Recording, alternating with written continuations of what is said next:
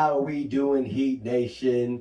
Miami Heat Talk fans, it's your boy Ernest. I'm back with another Miami Heat Talk video. Excited because we got a lot to talk about today, you guys.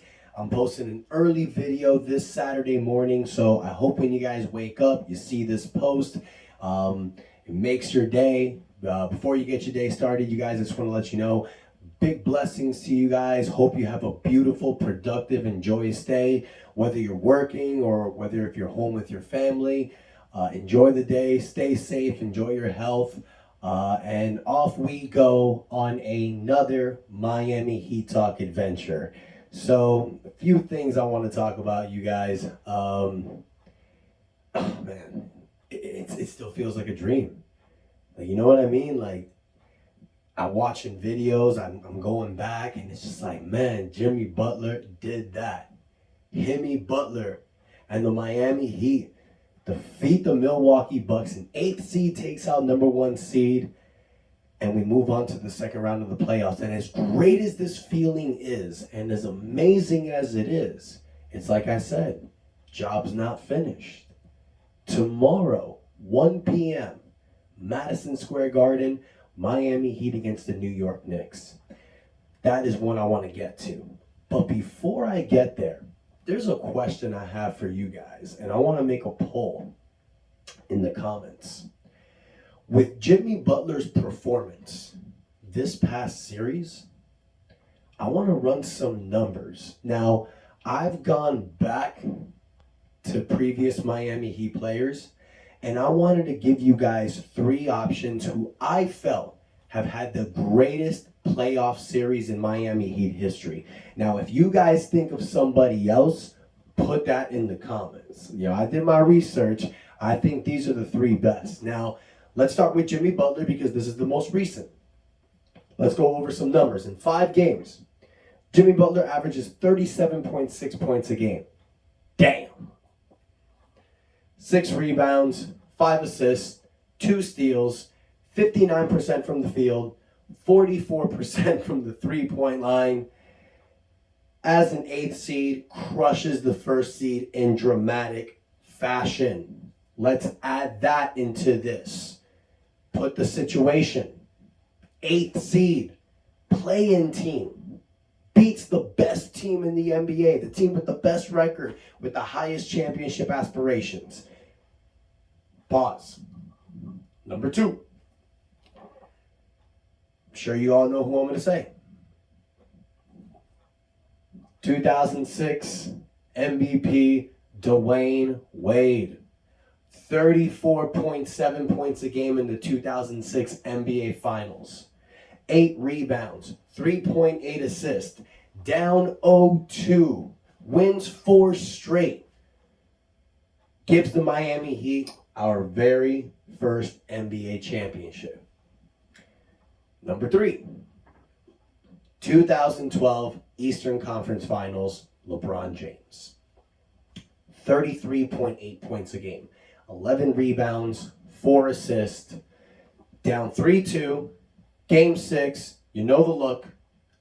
Everybody put dirt in this team, talking about trading Chris Bosh, blowing it all up, saying it was a mistake. 45 points from the man, dominates the game, wins Game 7, on to Miami's first NBA championship with that Big 3 era. So those are my top 3 Miami Heat playoff performances. You guys tell me who you think is the greatest. I'll tell you mine. I'm always going to go with D-Wade. Dwayne Wade, special place in my heart. First time, first NBA championship in Miami. I don't think either 2 hold a candle, but they're damn close. But D-Wade for me. Let me know what you guys think in the comments. Moving on. Tomorrow's game against New York, there's a few topics we want to talk about. A few injury updates. First and foremost, our guy, Bam Adebayo. The guy that they call the super role player, who really is a true number 2, if fully healthy. Now, we know that during this series, Bam Adebayo was suffering a hamstring injury. For those of you that don't know what that feels like, it is a pain in the ass. I've experienced it myself, wrestling. It takes a while to heal. You need a lot of treatment, a lot of therapy, a lot of rest. So with the fact that the Miami Heat closed out Milwaukee in 5 games, they basically had the players had 3 full days to just completely rest. And a report from Barry Jackson when he spoke with Eric Spoelstra saying that he's healed very nicely. He's pretty much fully healed. He's going to be ready for game 1, which is obvious. But just a little update I want to give you guys. On the other side with the Knicks, we know that Julius Randle suffered an ankle injury the last game against Cleveland, game 5, the closeout game. They said in New York that they're hopeful that Julius Randle plays game 1. I also saw reports that he was practicing with the team, so that's a good sign. Will he play game 1 or not? I don't know. Wouldn't rush him. Ankle injuries are not something to play with. You play too soon, you'll re-aggravate it again, then you're out for longer. So that's up to the Knicks. That's up to Julius Randle. But I will tell you this, they need him. The Knicks are a pretty good team, with or without him. You know, they closed out Cleveland without him. You know, they got guys like Jalen Brunson, R.J. Barrett, Mitchell Robinson, who's a problem. So this is not going to be easy for the Heat. The Knicks have had, you know, pretty much had us throughout the year. We've had some pretty good games with them. That game winner, Julius Randle hit, the back and forth exchange between Jimmy Butler and Julius Randle. You know, we all know the history between the Knicks and the Heat. So this is going to be really interesting. It's going to be wild. I'm looking forward to it. Like I said last video, Heat in 6. I'm fully confident in Himmy Butler in this squad. The keys to success, honestly, we know what Jimmy's going to do. Jimmy will not let this team die. And I see a lot of media outlets, all the respect they're giving Jimmy, but then when they turn it around, they're not going to beat the Knicks. And we love it. This is what the Miami Heat wants, because when I saw everybody riding on the Jimmy train, I'm like, oh man, this ain't good. Now they're going to start making us the Yankees, and then people are going to start overestimating us, and they're going to start planning. No, the media outlets, they're underestimating us again, thinking New York's going to win. Thank you, ESPN. Thank you, bullshit media outlets, because that's what we need. We love playing with our backs against the wall. We love playing against all the haters. We love when everyone doubts us. That is Miami Heat culture, baby, at its finest.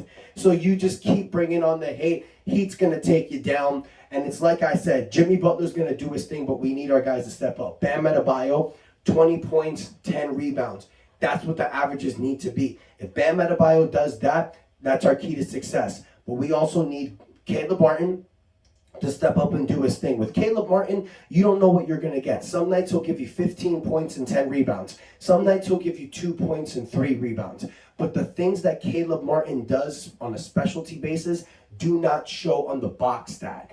Caleb Martin is a plus 75 in the playoff series. That is the highest, you guys, of any player in the NBA playoffs. That means something. That means that every time Caleb Martin is on the court, we are playing in a positive fashion. We are not messing up. We are not screwing up the plays and making turnovers. He makes us better. But not just him. We need Kyle Lowry to be the QB1 that he was last season. I know Kyle Lowry's dealing with a knee injury. I know he's 37 years old. But at the end of the day, he's an athlete. He's a champion. He knows what it takes to win. You saw the defense that he did against Drew Holiday. Shut him down in some key moments. I won't forget that from Kyle Lowry. What he does doesn't show in the box stat as well. But if you see, he also has a plus 25 as well. Amazing. Duncan Robinson. I know he only hit 1 3-pointer the last game, but it's like I said, it put us up by 2. Duncan Robinson is averaging 75% from the 3-point line in the playoffs this season. That is insane. Jimmy's averaging 44. Duncan says, I'll one-up you and go 75. And he's shooting about 5 3-pointers a game averagely. So it's not like it's just 1 3-pointer he's making. It was the last game, but he was knocking down 5 for 6, 4 for 5, 3 for 4 in previous games. We need that Duncan. We need Max Strus to be similar to that, but also be a pest in the defensive end. And for me, a key contributor from this playoffs, A man that we've seen it from already, that we need to continue to see, Gabe Vincent, has to continue to step up to take the calling.